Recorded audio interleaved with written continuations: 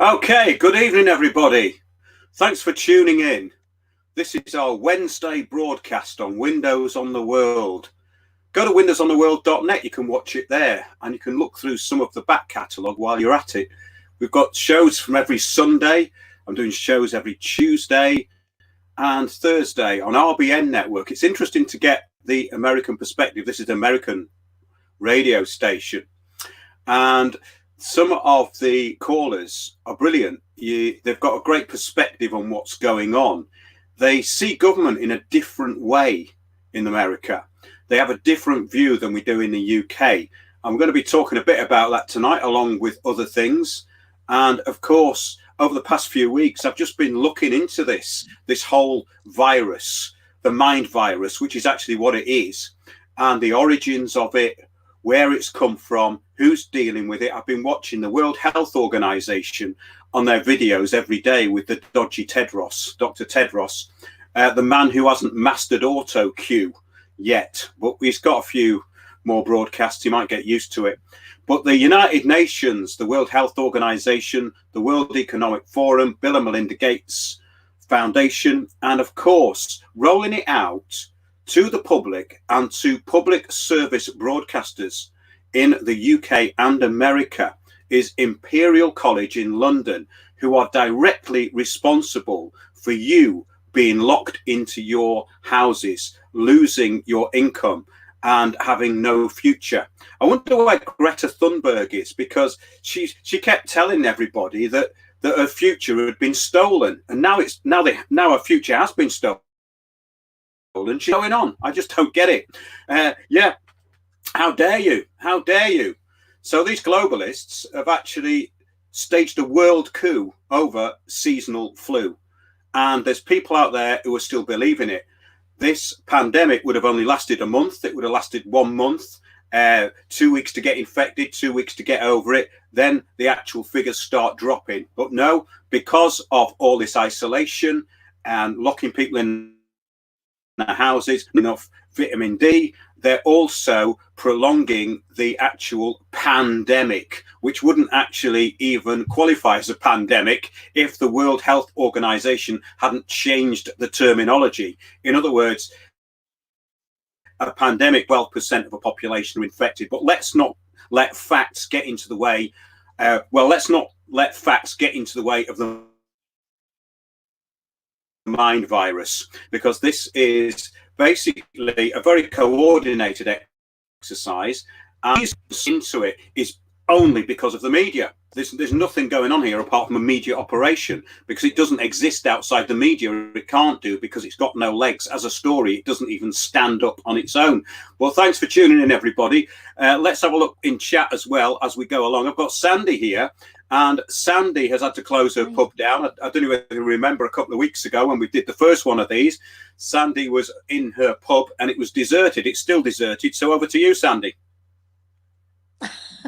Yeah, it's still deserted. And, you know, what I'm noticing is that the mainstream media is focusing very, very heavily on the virus and how, how the NHS is so stretched, and I believe that there is an element of gather, people are getting a virus or of some sort, and the thing is that nobody is focusing at all on the devastation that's being wreaked on businesses throughout the UK, and how on earth the government think that they can actually shoulder this financial responsibility, because they're saying, oh yes, you've got to apply for this grant and that grant, and if you furlough your people, your staff, they will get 80% of their wages.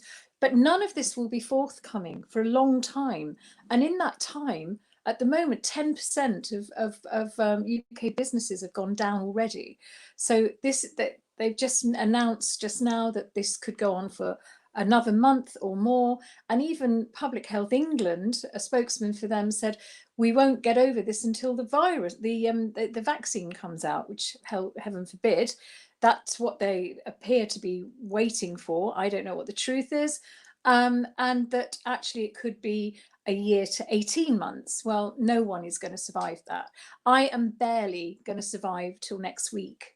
And I just don't know how this is all going to pan out. I think that obviously there will be an economic crash. They want that.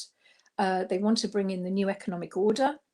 And the Mark Carney is waiting there with his new Green Deal, his 50 Shades of Green. And, it really is about the next technological revolution. And that's why we're all literally in lockdown. And that's why it's happening the way it is. I'm just at a loss to know what people are going to do, because come next week, people are going to be desperate for money. And the week after, at the moment, people are just sort of jogging along, but it's going to come to a point where people won't have food and they won't be able to pay their rent or their mortgages or anything. And, particularly the freelance people.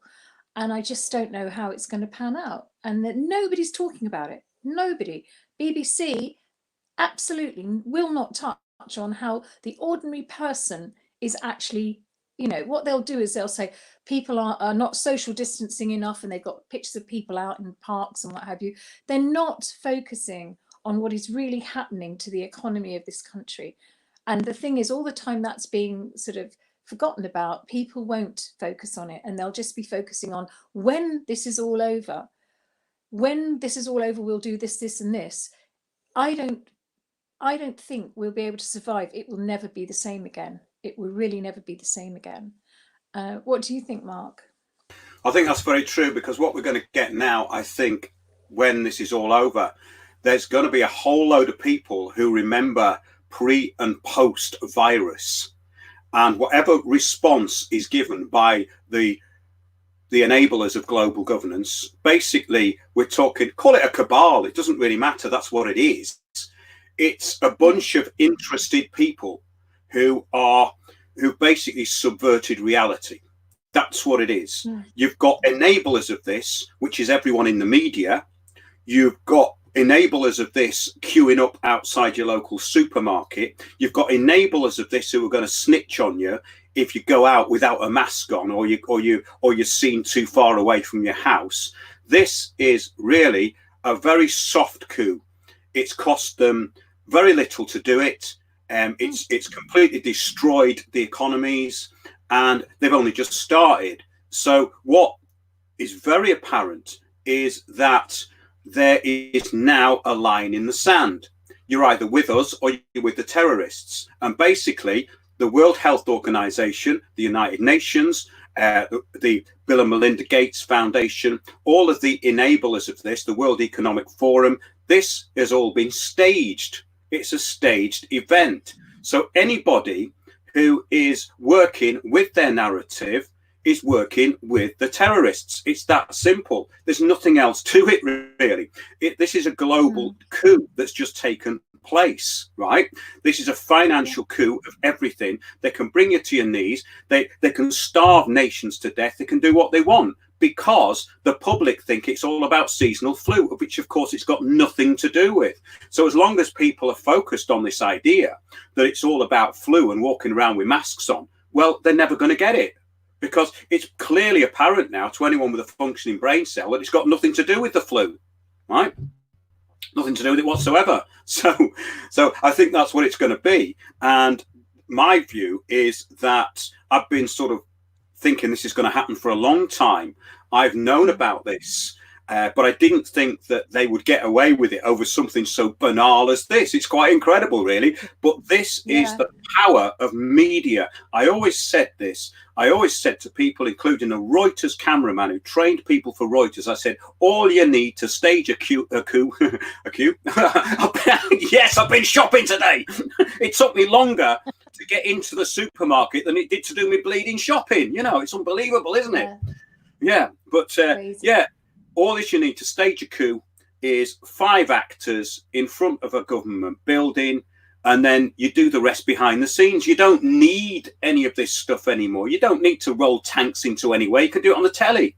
So basically, everyone who's sat there watching the TV is lapping it all up. And all the information's out there. I mean, it's quite interesting getting the American perspective, and it's quite refreshing because it's definitely taken a different route over there. Britain is an island, easy to lock down. It's absolutely under control. You've now knocked out the leader of the Conservative Party, Boris Johnson, who's in hospital. Oh, is he going to die? Who is he going to get better? Who is he going to die? Who's he going to get better? Thing is about this, there is a virus about. There's always viruses about. Yeah, there is a new strain. There's always a new strain. We've had it over the last 15, 20 years. We've had H1N1, SARS, MERS. You know, but the point is that this is no more dangerous than any other form of flu. What happened is with it, it's basically causing pneumonia in a small section of the population in China that was exploited.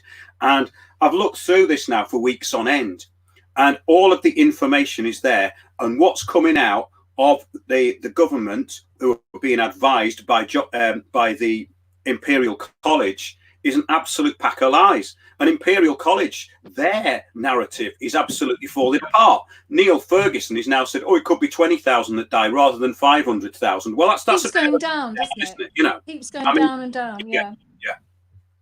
The computer models are flawed. We know that the computer models have always been flawed, whether they be, you know, Imperial College are to blame for the computer models on climate change as well, as we know, because and again, you know, Neil Ferguson got it wrong with foot and mouth as well. You know, the guy should be, you know, should have got the sack a long time ago. They you know, their computer models are wrong, and he's got it wrong, and he keeps changing it. It's now gone down to something like 5,000 he predicted, but actually I think that was actually bandied about 10 days ago. But the thing is that if you look at things like the BBC website, they've still got this 500,000 figure on there, and it's really not. The thing is about this is that they could have started to bow out gracefully now. They could easily bow out gracefully and go, because we've taken the precautions and because we've listened to advice, well, we now know that we've contained it. And it's not as bad as we thought, but it looked as though it was going to be really serious, and we've safeguarded it. So thanks to the public for being so responsible. They're not going to do that because it's not the government that's in charge. It's these people who actually mean business. And these people do mean business. They're coming after everything you've got.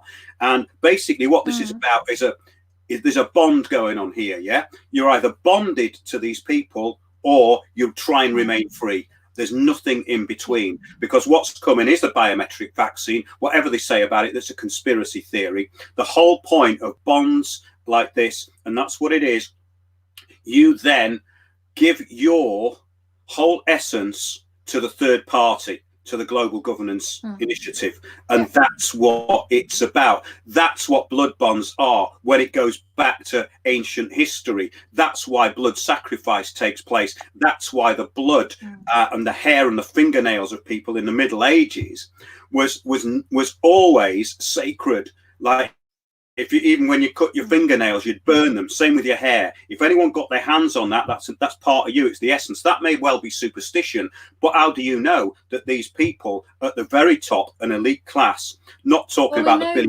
billionaire, well, not talking about Gates and people like that. I'm talking about people who actually understand this stuff, not the front puppets, not these greedy global charlatans who are actually part of the corporate takeover.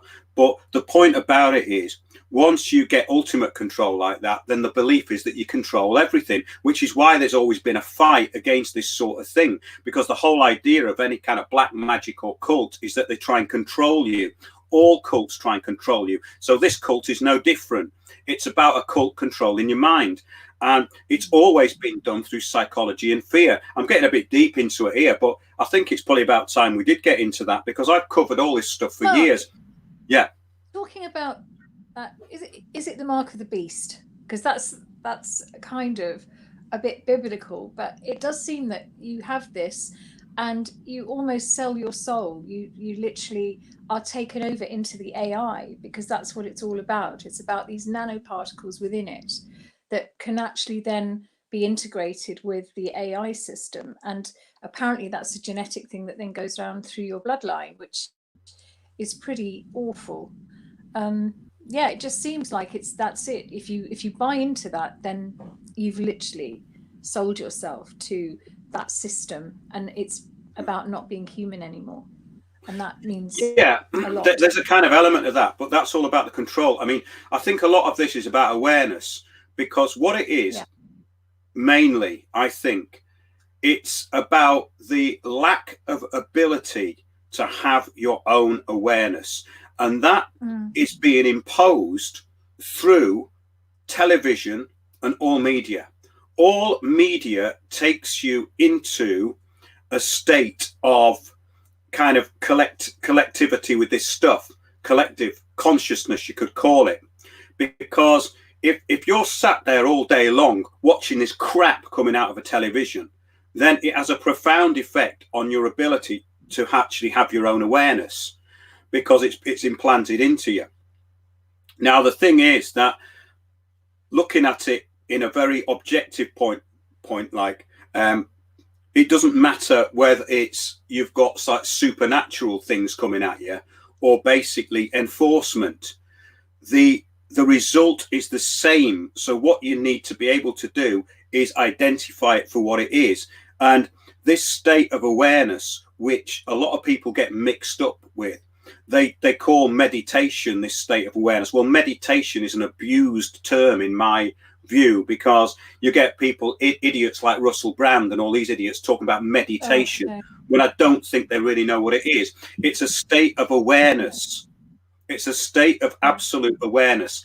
And that awareness can be absolutely heightened at times, or it can go under, but it needs to be there. And it's that state of awareness when you wake up and there's nothing apart from the awareness. And then all these thoughts come into most people.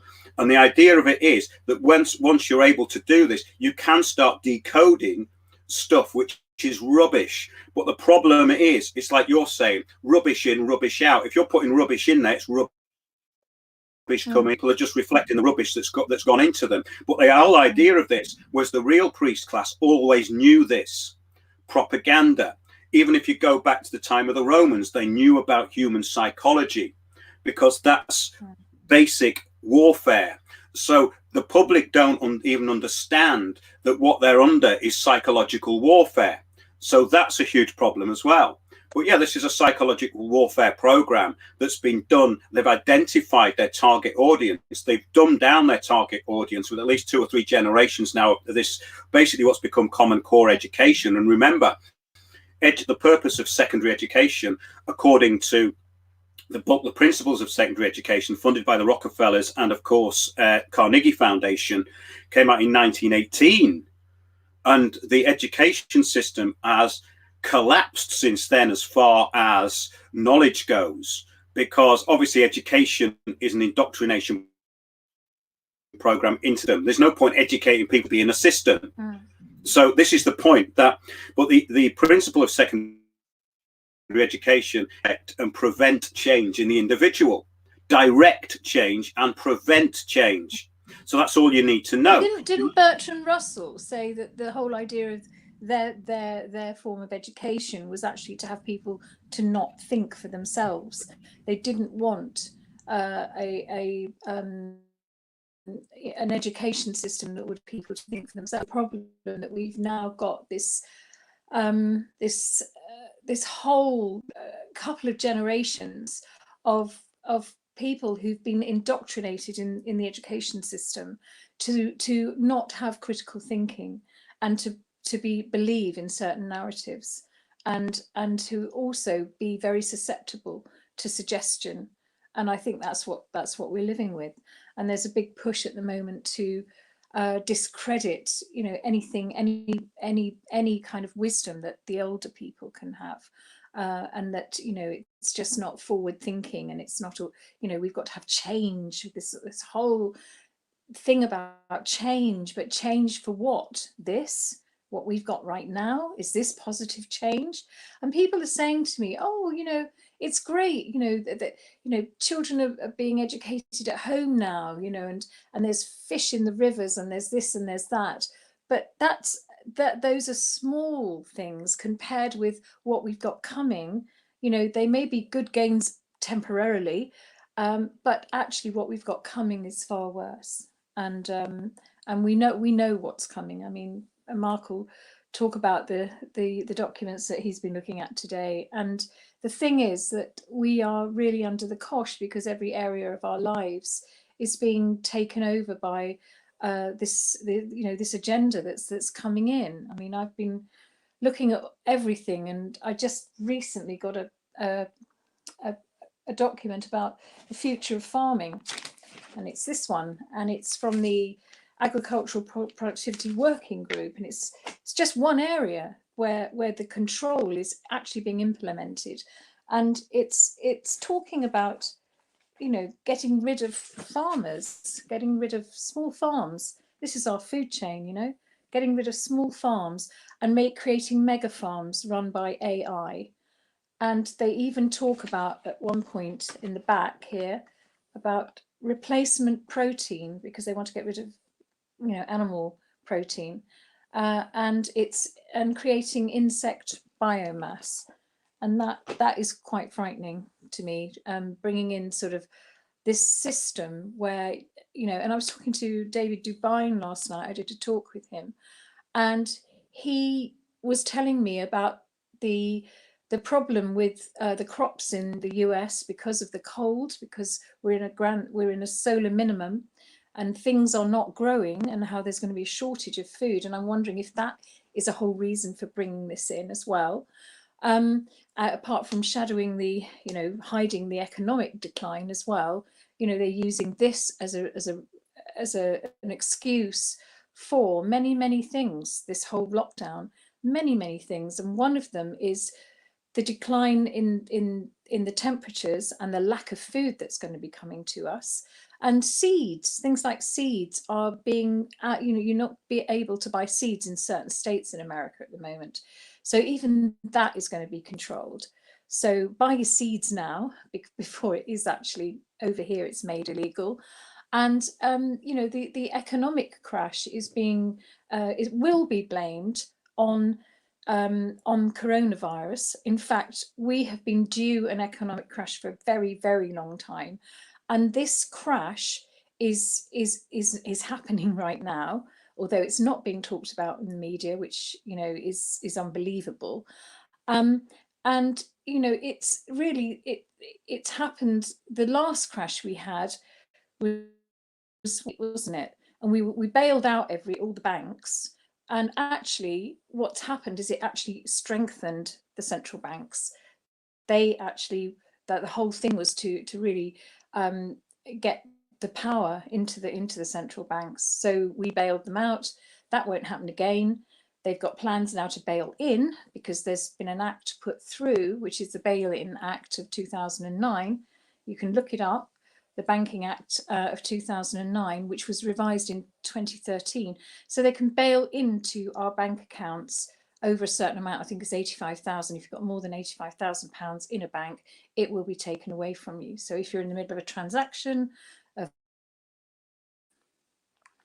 so we've got a lot of different things happening, and you know, it will all be blamed on coronavirus, and that they're using this to usher in this whole world order, economic order and world order, and this is what we're facing.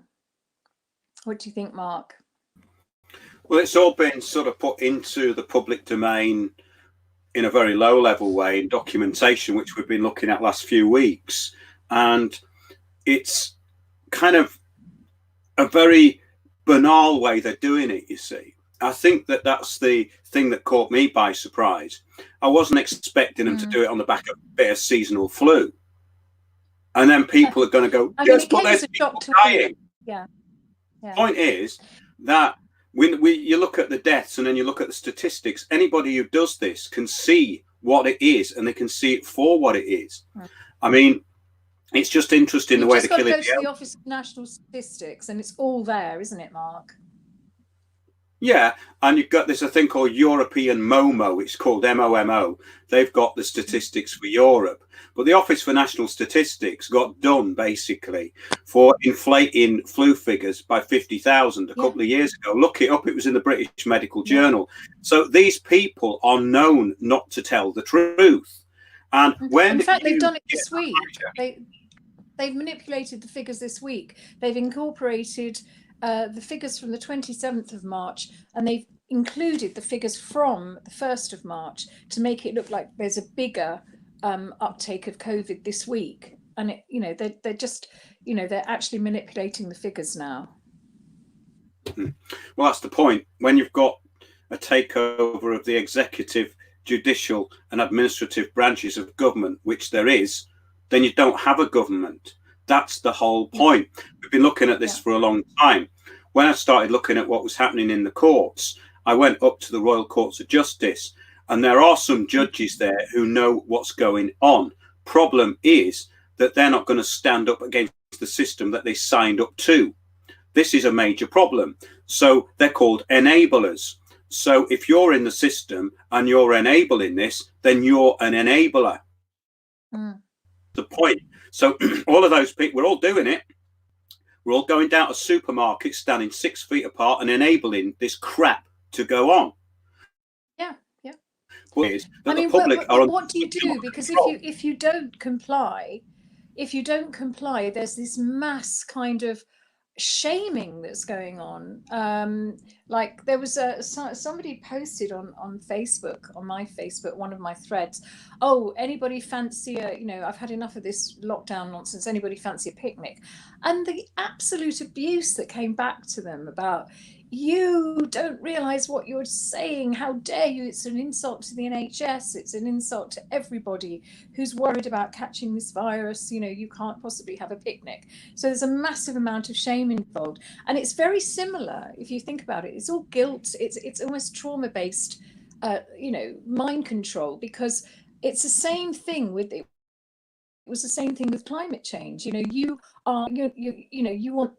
we want to save the planet, and you're saying that you know there's nothing wrong. You know, and we want, you know, it's the same thing. You're demonized because you have a different point of view, and it's all based on guilt and shaming, and it's a very interesting tool that they've put together, because people are feeling this. The people are feeling that. I've got so many friends that they're deliberately pretending they're social distancing, but they're not really. And there's all this network of people saying, you know, do you fancy coming round? Or, you know, all this going on. It's like living in some sort of Stasi where you're scared you're going to be snitched on if you meet up with your best friend or something, or it's always worked have like somebody that round for a quick drink, or it is mad. We've got this thing where we're all being shamed if we don't go along with it. If we really, it's you know, it's something that's been manipulated out of all common sense, if you like. And but that's always the way. That's the way it works. Yeah, can you hear me? Virus. There is a virus, a nasty one, and a very nasty one, and it's killing people who have underlying problems. I'm being told by, you know, the mainstream media that people not with underlying problems are dying of it. I don't know what the truth is. All I know is that there's more people dying in hospitals than there are at home or in old people's homes, which you would have thought there'd be more dying in old people's homes of coronavirus, and they're not, because, you know, the hospitals are largely empty apart from the the intensive care units, the ICUs, because people's operations are being cancelled, and their treatment, their chemotherapy is being cancelled. So there's an awful lot of people that would normally be in hospitals being treated who will die, and they'll die outside the hospital. But at the moment, the largest proportion of people dying are in the hospitals. So you've got to ask what is going on, because if they're not people on chemo and stuff who are not allowed in there, who are these people coming in? And it's usually people with underlying health problems who've had an emergency. What can I say? There's a lot of stuff going on in hospitals. We don't really know. There's this Nightingale hospital that's been they won't publish how many people they have in that hospital right now. It's being kept very quiet. Have you heard anything about that, Mark?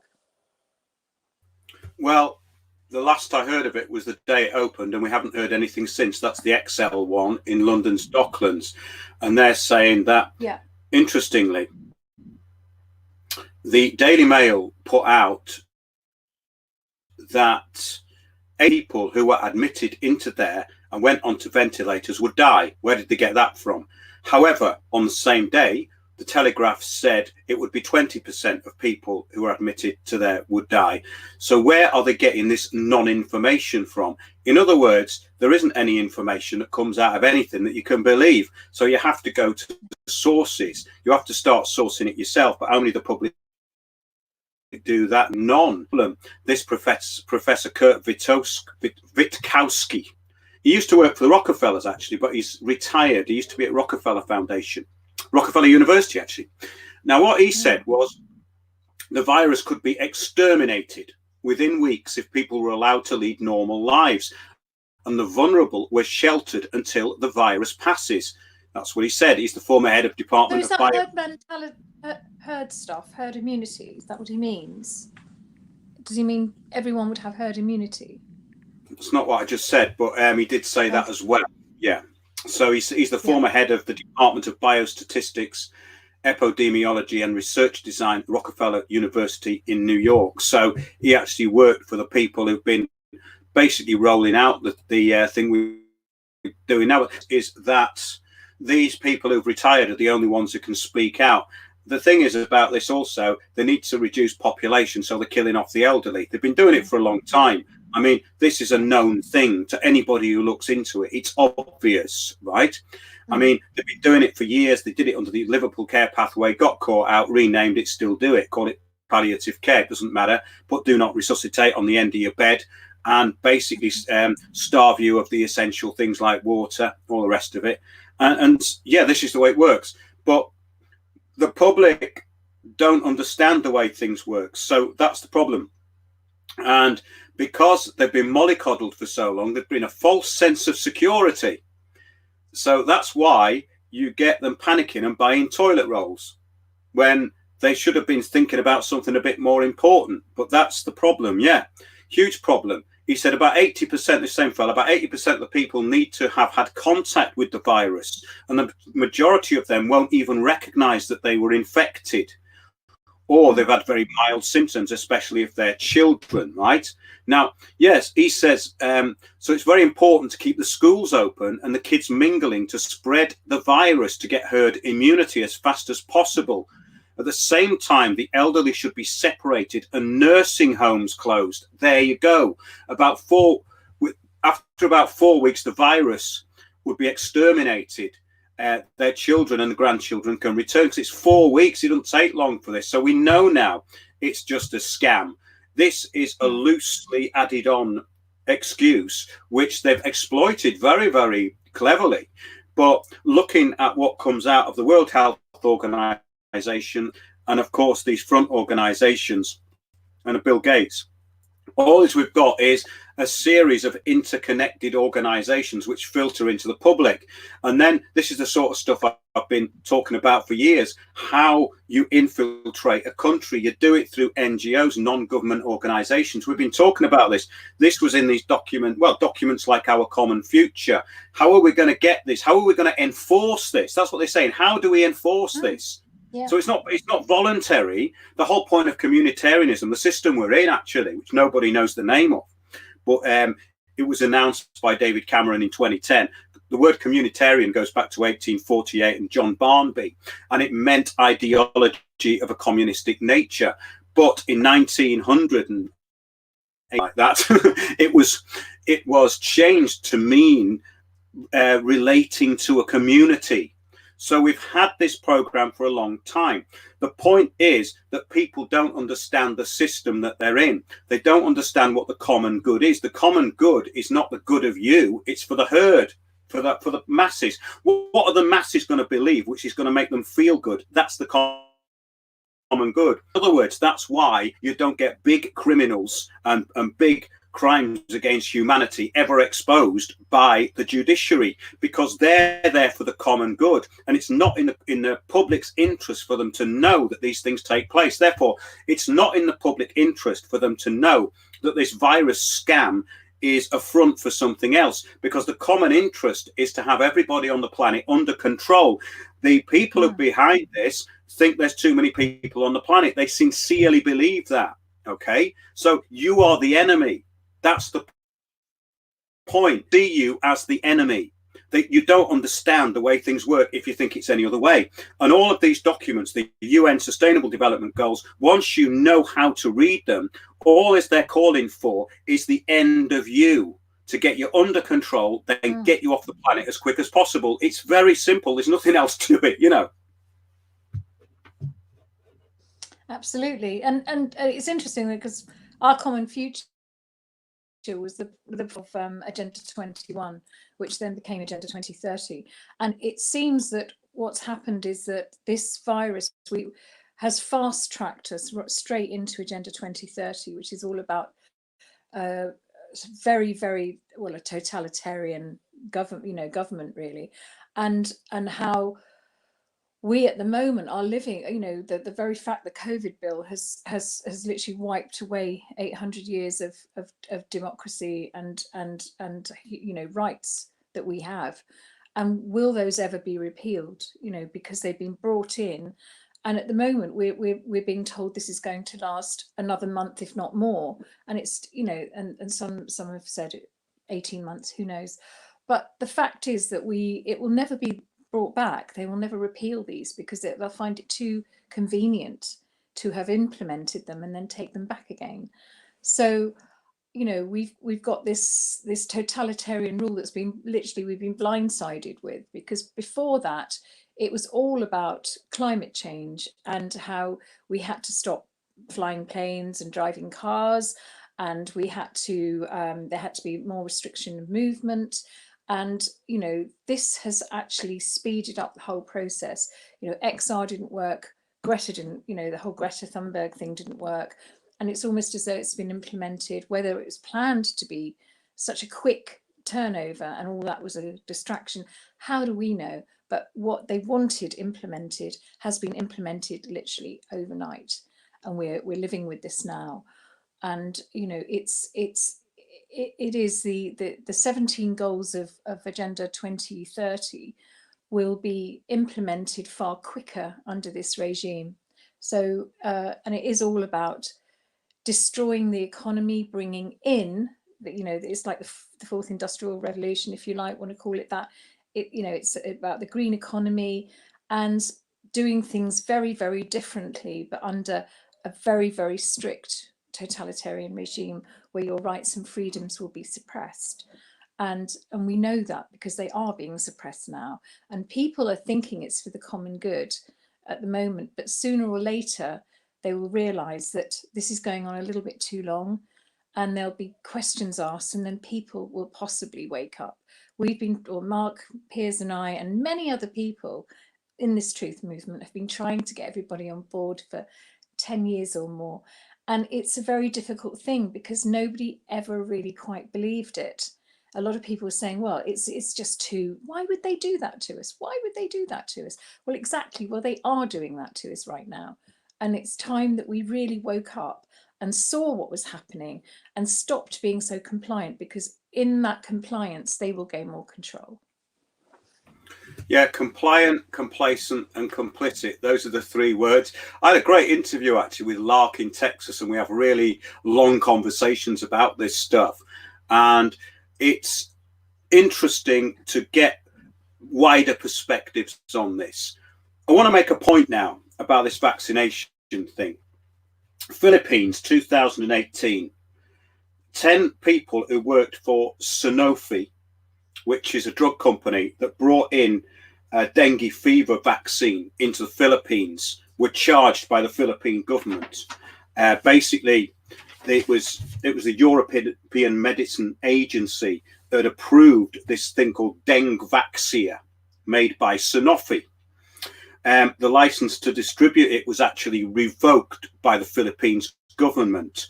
20 officials were named by the Justice Department, totally disregarded the identified risks and adverse effects of the vaccines. Now, this is a point that the public in this country still believe that these organizations are working for their interest. Well, a common interest is to reduce population. The common interest is to and the common good is to reduce intelligence within the population. It has been for the past 100 years. So the point is that I want to get to is this. In 2015, over 80% of people in the Philippines agreed that vaccines were safe. After 2018, it's now less than 20%. So that's the point. The public need a massive shock to wake up to the fact that the common good has got nothing to do with their interests at all. Exactly. And that's something I learned a long time ago by going to court cases and working out what was going on, because a court is a very good reflection of the way this is being worked out. Because when I go into a Crown Court and your own barrister is working against your interests, and the judge actually undermines your testimony in summing up to the jury, that none of your evidence is in the court, none of the jury have seen it, then anyone who says a jury trial is a good idea doesn't know how the thing works, because nobody knows how anything works until they find out. And this is the point, that once the executive, judicial, administrative sections of society are under control, which they are, you go into anything from the Royal Courts of Justice, you'll find that at a staff level, you'll find that most of it's been infiltrated and taken over by people who are not working in your interest. You have to enforce your own interest, which you shouldn't have to do. So this is all quite an interesting thing, because it comes down to you. And at the end of the day, I mean, I'm not going to go along with this, but I'm not going to be talking about what I'm going to do on the internet. I'm going to be talking about a general plan which people should do. But the point is that there's people around who know about this stuff, and if they don't, if the public don't realize that they're at war now, and the war was declared as soon as this started, then they've been taken over and they're ready to be slaughtered. That's really all you can say about it, isn't it, really? Yeah. I mean, not many people know that virus was actually patented, and if you patent something, then it means it's been created. And this is something that I was looking at last week, and it was filed. There was a US patent for coronavirus was filed on July the 23rd, 2015, and published on the 20th of November 2018 by the Purbright Institute in Woking in Surrey.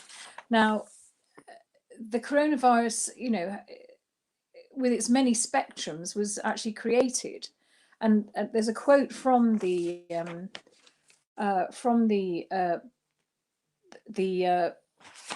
Purbright Institute, and it says, the present invention provides an attenuated coronavirus. It may be used as a vaccine for treating and preventing the disease such as bronchitis in a subject, so it can be manufactured and sold as a vaccine. Well, we know that this is what it's all about. It's about Big Pharma and Bill Gates and his and Purbright Institute is actually funded by the Bill and Melinda Gates Foundation, and it's in Woking in Surrey, and it shares its facility with DARPA, the MOD, the Wellcome Foundation, and the Bill and Melinda Gates Foundation, who finance it. So it's very clear, the very fact that also Purbright have got facilities in China. There's a whole crossover here, and it's obvious that this has been a manipulation, and we know what Bill Gates wants. He does want depopulation.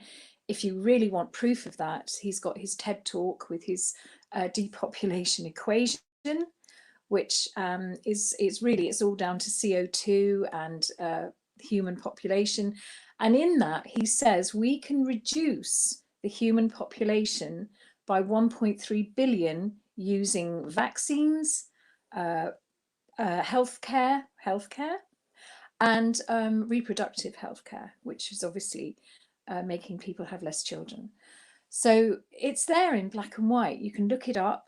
It's interestingly, Baron Purbright was he was the man that set up the Purbright Institute. He was great, and the two of them, that was in the 1800s, and he built the Pirbright Institute, and it's since then Bill and Melinda Gates have got involved with DARPA and everyone else at that facility, and so they all talk to one another.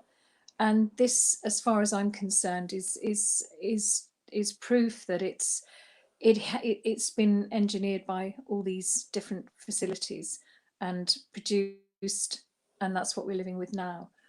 So it's there in black and white. And the thing is that this, this virus, it comes on a spectrum that can't, it's very ill-defined. People are, there is no proper test for COVID-19. And I'm sure you've heard about this, that there's no proper test for it because there's a spectrum of different COVIDs, including seasonal flu. And those seasonal flus can be very mild or very severe.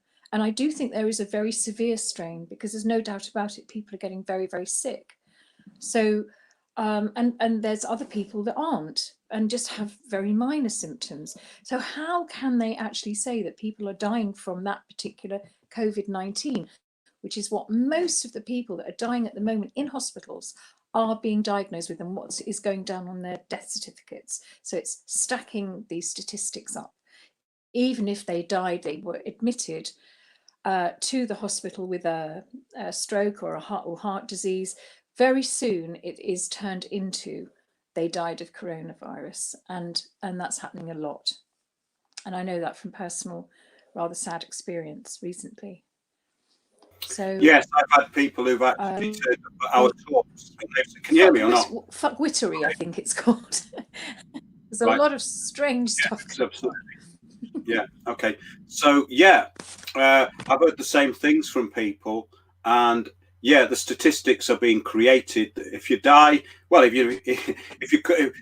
you get decapitated, taken to hospital, they'll say it's coronavirus. That's about where it's at, because they're desperate for the statistics now. But interestingly, though, this stuff about vaccination, I've been covering it for quite a few years, and I've had very good examples from people who I've actually interviewed about it, from Christina England to Magda Taylor. Actually, she organised a talk for us. She looks into all this stuff. But I mean, you don't have to look very far to find it. I mean, the tetanus vaccine was spiked with sterilization chemicals, and the people who tried to actually debunk this was, guess what, Snopes. So it's fake news, right? So this is why this Snopes, please. Well, it's this ex-prostitute, and they're basically just a couple of no-goods as well. That's my opinion, right? Because they're not journalists, but they need useful idiots in high places. So they probably know people. They go, well, you be our fact checkers, basically because they know they're no good. I mean, this is the whole point. If you're behind something like this, right, from the point of view of the globalists, what you need up front are people who are massively incompetent. You need them there. And you need people who are hugely egotistical and massively incompetent. And that's how you roll this stuff out. But basically, it was aimed at 14 to 19-year-old women in Kenya. And the church there got hold of it, and they said, look, you're sterilizing our population. And they got caught doing that. Now, the point is that my grandfather was fighting vaccination, because my mother told me about it in the 50s. He knew about the vaccination stuff. I don't know where he found this out, but he wouldn't let them in to vaccinate anyone in the family, because they used to come round and vaccinate you, but he wouldn't let anyone be vaccinated. So the point is about this, that it all relies on massive public ignorance. But what I wanted to get onto now was ID 2020. Now, this is really what it's all about, because since 1990, the UN have demanded that all nations roll out birth certificates under their control. Now, you've got to remember what the United Nations is. It's an unelected organization that is corporate-led, that is funded by the very people who we're talking about. And basically, they run everything, like the Universal Postal Union or whatever agency is deemed to be working with the UN. All of their agencies above international law. So none of this matters to them. None of this matters at the top, because any agency of the United Nations is above international law. So they know that they're untouchable, and people go, that can't be true. It's in their Charter of 1947. But let's get on to Alliance alliance of partners, right, who share the belief that identity is a human right. Alliance partners share the belief that identity is a human right. This is subversion. Everything's psychological subversion. In other words, they're saying that we want to own your identity, but it's all about you having your own identity in the system. No, the system identifies you for its purposes. You don't identify yourself to the system. They identify you. That's why you've got a birth certificate, because they said to your parents, if you don't identify our property, then we're going to take it off you. We're going to fine you. That's the point. So that's it's all reversal. Individuals must have ownership of their own identity. In other words, we own your identity, right? This is the ownership of the essence of person. In 2018, ID 2020, alliance partners working in partnership with the United Nations High Commissioner drafted a formal articulation of our perspective on ethical approaches to digital identity. Well, they have to put the word ethical in. When you look at any paragraph that's constructed by these liars, it's all to program you, and it's all done with a kind of neuro-linguistic programming kind of meter where keywords stick out to make it sound good. But all this you have to do is look at a few of these documents and you start to see the language. But it says the landmark ID 2020 Alliance manifestos lay out shared principles and form a starting point to guide the future of digital identity globally. The ability to prove one's identity is a fundamental and universal human right. So they're saying that you have a right to this digital identity. In other words, like it's like the UN going, no one will be left behind. In other words, if you're not with us, you will be taken out, and we'll find a way to do it. And that UN Michael Ryan at the World Health Organization conference, which is under the UN, basically said that if people are deemed to be infected, we will remove them from their houses. So what you've got here is they've allowed this organization that used to be this kind of joke organization to take over the world's infrastructure on the back of people not knowing about it, because the actual infrastructure is taken over by further down. And that's what people never understood about Agenda 21. They never understood it because they can't see it in front of them. They see everything as normal, and they still see their council as the council because they don't read the documents. They don't realize that everyone in there has been changed into an agent. How you infiltrate through communitarianism is everyone becomes an agent of it. It enables everyone in the community to have this voice, which is given to them by these change agents. It's very, very simple. You just control the reality that's given to them, which is this very narrow reality, which doesn't really mean anything. But basically, deception is the way of the UN corporate governance partners. It only works through deception. So everything that comes out of these organizations, every single thing is a deception. They are not upfront about anything they say. So all you have to do is reverse it, because when you look at the puppets that they've got up there, like this their World Health Organization, Dr. Tedros Adhanom, right? He was a communist who was alleged to have disappeared about 2 million people, right? And the point is that they use these front puppets. This bloke, he can't even read an auto cue. He's absolutely useless, and he's got the charisma of, well, let me see the charisma of Michael Gove. You know what I mean? It is incredible, right? Yeah, this guy he can't string a sentence together literally and put it across in a meaningful way, and he's the voice of the World Health Organization. Right? They put this idiot in there because he's compromised, he's a narcissist, and he's bloody useless. Compromised, narcissist, useless. Those are the people that they use. They're all useless, these people. They're brain dead. That's why they use them. The people behind them aren't daft, but you want idiots out the front because you can get rid of them whenever you want. You can get a new idiot in. It doesn't matter. They're expendable, right? and they're usually compromised. So that's the way it works. But yeah, government's brought into line through this executive, judicial, administrative arm of governance. We've been through all that. I just made a few notes earlier on. But basically, it's the UN, the World Health Organization, private organizations, and pharmaceutical industries and food production. You see, the point is, once you have control of food production, which is what they desperately want to do, and this is the grab now, this is a grab on everything. So the point is that we haven't got armed militia in this country. We've got people who queue up outside supermarkets and collect toilet rolls. In America, they were collecting guns. And that is a problem for them in America, because people there they think about their constitution. They think about their rights. Here, they go along with what's for the common good, because we live in a completely communitarian society. Out there, it's slightly different, still communitarian in its governance, but there are people who can think for themselves. And that is a huge problem, especially when you've got an island, you know. So yeah, that's that bit over with. Is there anything you want to come in with, Sandy?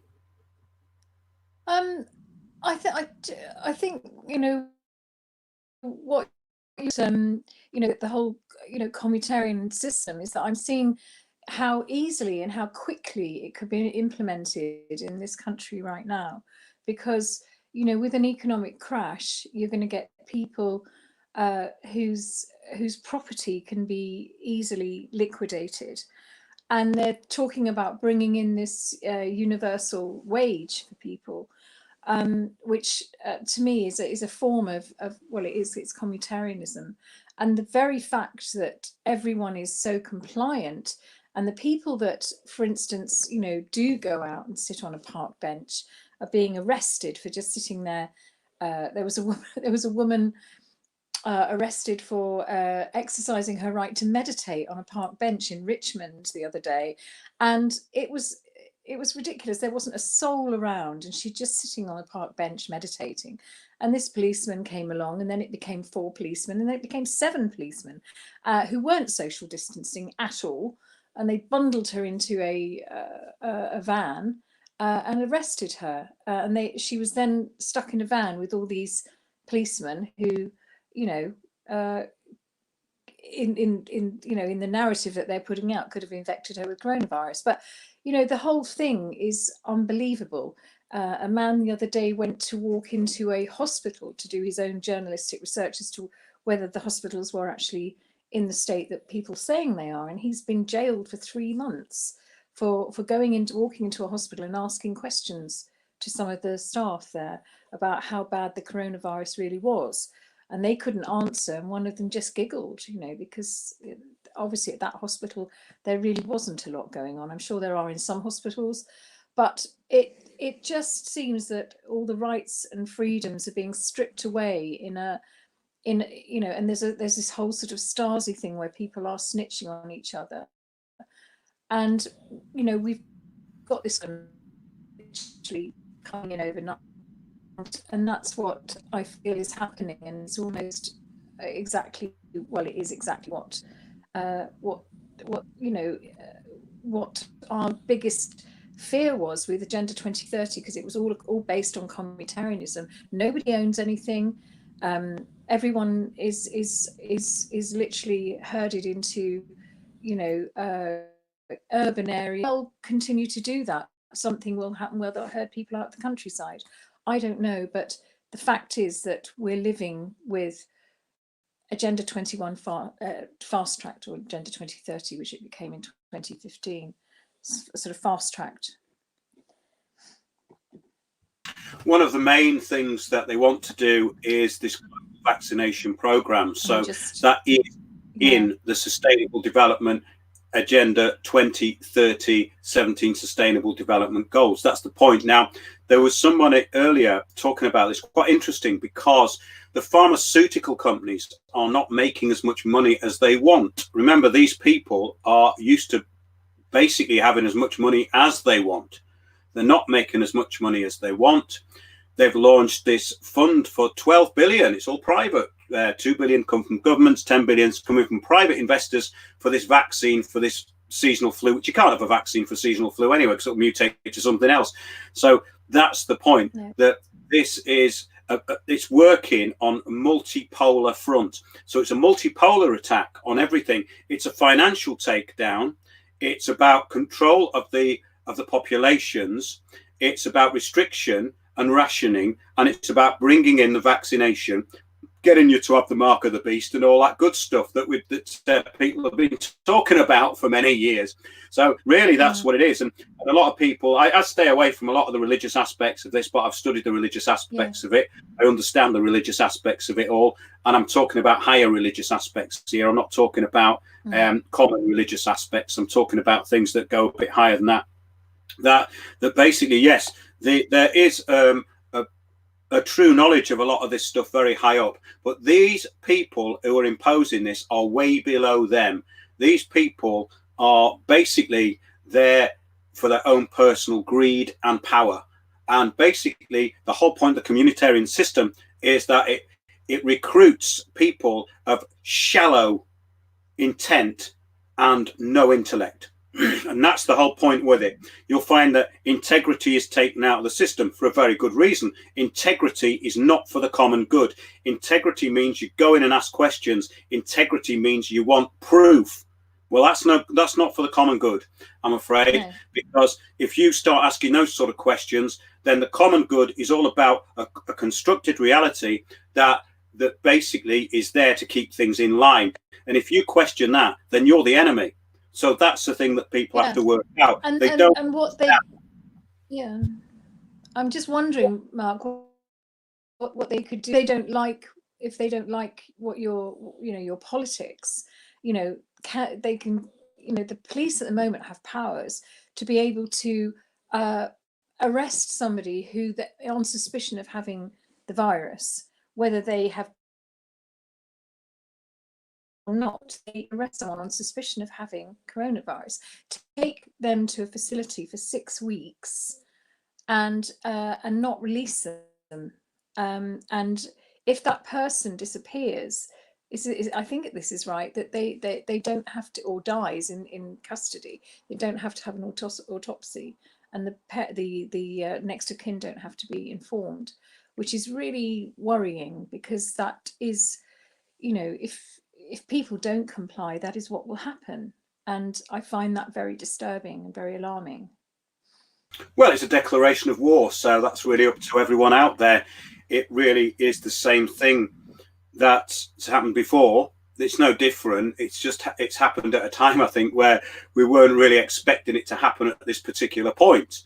I think that's kind of, in a way, that's the strategy of it. Because the people who were getting prepared probably weren't prepared for it to happen now. So it's kind of audacious in that respect.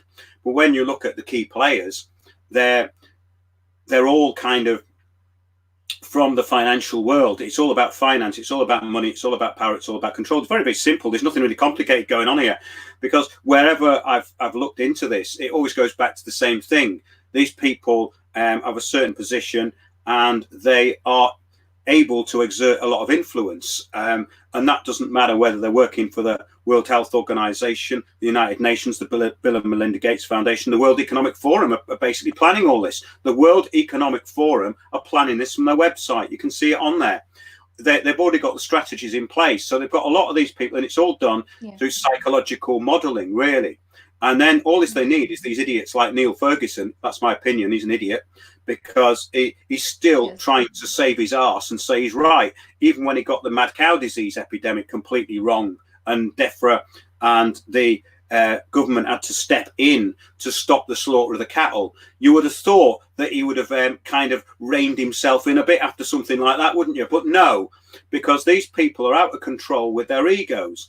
There's something mentally wrong with these people, if you ask me, because if you're going to make predictions like that and they're absolutely wrong, I think a public apology could actually be in order. But no, you won't get it from someone like that. These are protected by the state, when in actual fact they're the enemies of everyone out there. Because the reason you're sat in your house at the moment, the reason we're all going bankrupt, is really because of him. I mean, he was actually the one who gave this to the government through Imperial College. All right, there's other people's names on the document, but he's the front person who's done it.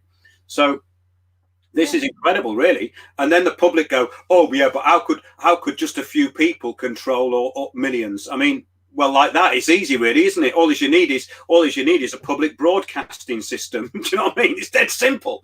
It's very simple. All you need is to fund them, get them to become lobbyists for your agenda, and then put it on the telly. It's dead simple, isn't it? Really, I mean, there's nothing to it. Yeah. And the thing is that people will always appeal to authority. Mainstream media are the authority, and so many people say to me, "Well, why do you believe in what you believe in when it's alternative media, which is all conspiracy theory?" And I said, "No, what you're watching is the conspiracy. It's not what I'm watching. I'm watching." Something that gives you the real information that you will never find anywhere else. And people don't get this, and that's it. It's an appeal to authority. They think the mainstream media are the authority, and the government are the authority. And there's the authority comes from way above the government, as we know. I mean, the very fact that Boris Johnson, the day he announced the lockdown, looked like a frightened rabbit with his head, his eyes in the headlights. I've never seen such a frightened looking man. And it was obvious to me then that he had been given the orders from above. And, who knows what's happening with him in hospital, whether it's real or whether it's fake, or who knows what's going on. The whole thing is very, very odd. And it's a psyop. Yeah, this is as from yesterday. Any content, this is on YouTube, that disputes the existence or transmission of COVID-19 as described by the World Health Organization and local health authorities is in violation of YouTube policies. So there you go. Now, I don't know how long we're going to last on YouTube, but we're still here at the moment. And the point is that since David Icke went out yesterday, I don't know whether people saw that. It was a reasonable interview. I thought the information there, though, was already available elsewhere. He only got it from where we get it from. There was nothing new in there. So all he was doing is reiterating what was already out there. But because a lot of people listen to it, and the whole of this 5G thing is quite amusing in a way, because you've got people like that Michael Gove saying, well, this 5G linked to the coronavirus is nonsense, but they don't tell you why it's nonsense, right? So I went on BBC Reality Check to find out why it's nonsense, and they didn't tell me either. But they said that the first sort of theory was that the frequencies given off are damaging to your health. Well, that's been found out to be true, actually. There's a lot of papers on that, which I've actually got on my desktop. So the reality check thing, or the fact checker at BBC, these two dozy idiots who wrote it, didn't really look very far. And then the other one is that 5G is causing the virus by sort of projecting at people. Now, they put that in as the kind of as the curveball, the distraction issue, because I don't think people are saying that. That's the point. So they always make it look ridiculous. It's like I suppose you think Elvis lives on the moon line, And so I love that. You've got the BBC Reality Check. When they started off doing that, I started taking it apart, and I did a little video on it, because to take apart the BBC narrative is so easy. You don't even have to do any research. You can take apart what they say like that. They repeat things with absolutely no foundation evidence. So that's the point. So you got a problem here. So you got a population in the UK that watches state propaganda TV and they think it's real. Whereas in communist countries, they know state propaganda TV is propaganda.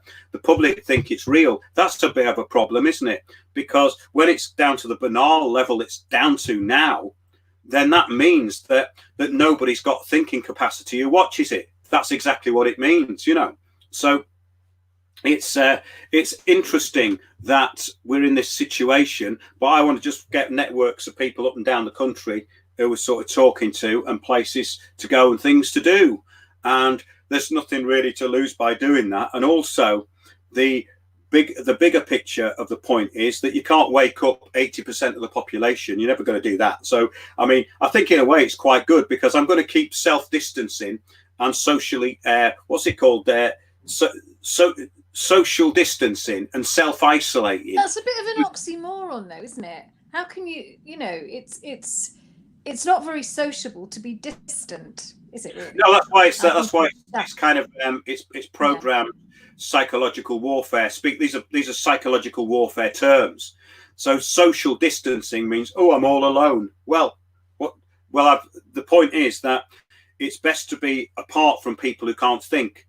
Anybody who's ever gravitated to any position of higher thinking has always distanced them from people who can't think, because you can't be around people who can't think. There's no point, because all they're going to do is interrupt your train of thought, and they're going to talk rubbish at you. And there's nothing worse than someone talking rubbish at you. That's why I can't watch television, because you can't have people talking rubbish at you. It's just pointless. It doesn't achieve anything. All it does is gets on your nerves and causes white noise in the background when they're not saying anything, because they're not saying anything. But that's the point. So I think it's sort of it's quite good in a way, because this social distancing and self-isolation means that you've got a really good excuse now not to interact with people you don't want to interact with. Good way of drawing the line in the sand, and so you can now do that quite successfully, which I think is a good thing. I mean, it's interesting the way it's only taken 6 weeks. I think that's quite enough for tonight, Sandy, from my point of view, because I've been doing shows every day really, and I don't want to get boring with it, but I think there's some interesting stuff's come out tonight. So last word to you. I don't know what to say really. We're living in the very confusing time, and it's what can I say? We've really got to be grounded and really take on board what's happening, and try and support people that don't really get it, to be honest, because very soon I think people will get it, because it's going to go on too long. And what I'm really worried about is the whole financial aspect, and how when people get hungry and they can't pay their rent, they can't pay their bills, and what is going to happen. And we've really got to be in that state of groundedness to be able to hold that, and be able to move forward in some kind of organized, I don't want to say rebellion, but some kind of organized move towards trying to bring some sanity into this and some common sense. I don't know. How do you feel about that, Mark? Well, that's funny, isn't it, actually? Because when someone says, how do you feel about it? I always think about my interactions with civil servants and people who are part of the communitarian administrative system, because they always say, I'm sorry that you feel that way. And I always say, it's got nothing to do with how I feel about it. All I'm interested in is the facts. I'm only interested in facts, not the way I feel. So the way I feel about it's irrelevant. But my gut feeling is, it's usually pretty good, is that what's going to happen is that things will have to be kind of done under the radar of global governance, and I think that can still be done, because in actual fact the system is not that effective. These people who were in administration who were following this are not that effective. Trouble is that they're stupid, a lot of them, and I'm not generalizing. I'm just saying, because the actual ability level of a lot of people who are put into high level public office is very low. That's why they're there, because they're not bright, they can't think, and they will apply what they're told. And that's the thing. So I think it's time for real critical thinking to make a return. And in actual fact, when you think about it, people are told that they actually voted for these people who are representing them. Well, if you look at that government, those idiots. Wait a minute, how many MPs are there? But it's 300 odd in it, or is it 265? I can't remember. How many MPs are there?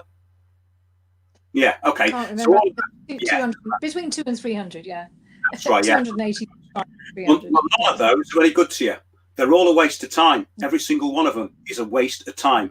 How do I know they're a waste of time? Because if they weren't a waste of time, they wouldn't be there. That's just a fact, because nobody gets elected as a member of parliament unless they will do anything for the public. These are facts. People go, oh, my local MP helped with this. Yes, they'll do a bit of virtue signalling here and there, but for anything important, they're of no use whatsoever. So that's the main point. So people may now realise that we haven't got a government. The people who they think are running the country are not running the country. And that's what this has proven, right? The first thing Boris Johnson said is we're taking our instructions from the computer model. In other words, he's not making a decision. I think that's why he's abdicated any kind of responsibility. Yeah.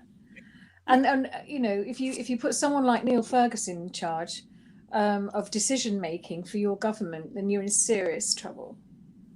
Yeah, and the Queen also said the same thing. The Queen said the same thing the other day, basically that she's not going to step in and do anything. That means that the whole idea for this monarchy thing is a joke as well, because they haven't had any power for at least 100 years. That's from my research. She certainly has never done anything. So that's the point.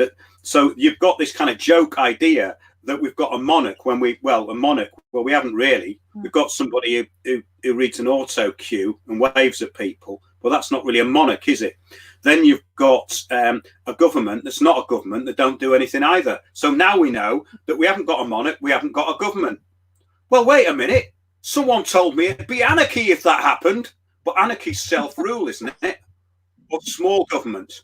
That's something to think about. Yeah. All right then. Basically, we've got ourselves, and that's it. That's right. Yeah. Well, thanks for watching, everybody. I'll be back tomorrow on what's it called? Republic Broadcasting Network, 8 p.m. UK time. Go to windowsontheworld.net and you can click onto the archive. Good to get the Americans' perspective. And also, we do these every Wednesday at 9 o'clock while we're still here. 9 p.m. on Sunday, we do the radio show. So that's 4 shows a week. And if anyone's got any ideas, email me. And I've met a lot of people through doing the shows. Great people, really good people who write to me, send me stuff, keep me updated with what's going on. So in actual fact, we're becoming a real broadcasting centre. And it's totally sort of, you know, it's totally independent. So do help us out. You can help us out on Patreon if you so wish. And I will be making that film. I'm going to get that film out and we're going to be showing it at secret locations all over the country. I'm going to be doing a talk as well. We're still meant to be doing some talks, but I don't know whether they're going to go ahead now. Oh, really? I thought we're not allowed out, Mark. We're not allowed out. Something tells me that there is a secret network of underground tunnels that's going to lead us to some talks. So that'll be good fun, won't it? But what I would suggest to everybody is stay off the radar. And if you're going to sit on a park bench, don't tell anybody. And yeah, we'll be back very soon. So thanks a lot for listening, everybody. It's been really good tonight. I haven't been able to keep up with the chat very much, but thanks a lot. And yes, stay in touch through the website. Okay. Good night, everyone. Good night.